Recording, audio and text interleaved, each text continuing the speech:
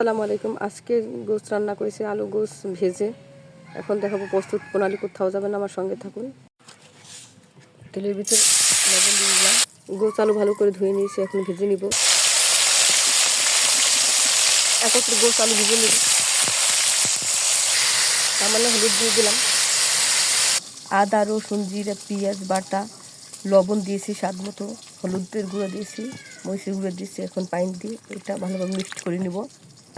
এখানে আমার আলু আর গোস দিলাম। পেঁয়াজ 1 কাপের মতো পেঁয়াজ বেরেস্তার ভিতরে মিক্স করে মশলাগুলো দিয়ে দিয়েছি। আর দিয়েছি এলাচ, দারচিনি, তেজপাতা।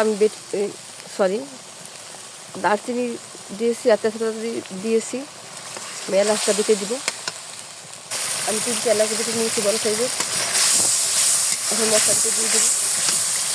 মশলা মাখানো হয়ে গেছে, গোস আলু দিয়ে দেবো।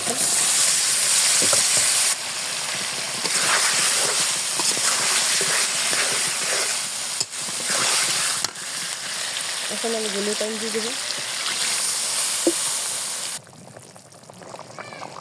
জিরা, এলাচ দুটো দিয়ে দিলাম, ভাজা জিরা আর এলাচ।